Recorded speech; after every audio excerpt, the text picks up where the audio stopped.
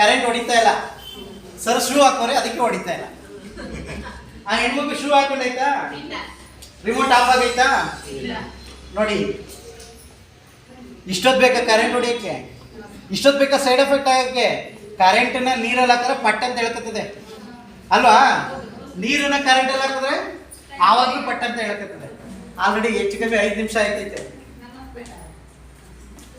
ಹೊಡಿತೈತಾ current? ನೋಡಿದ್ರಾ? ಅರ್ಥ ಆಯ್ತಾ? ಬನ್ನಿ ಜೋರಾಗಿ ಚಪ್ಪಾಳೆ.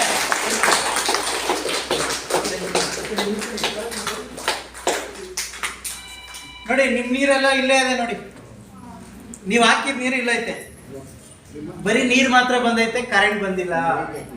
ಅಲ್ಲಿಗೆ ನೀವು ಯೋಚನೆ ಮಾಡ್ಬೇಕಿದು ಒರಿಜಿನಲ್ ಡೂಪ್ಲಿಕೇಟ್ ಅಂತ. ಅರ್ಥ ಆಯ್ತಾ? ಸೈಡ್ ಎಫೆಕ್ಟ್ ಆಯ್ತಾ? Thank you madam.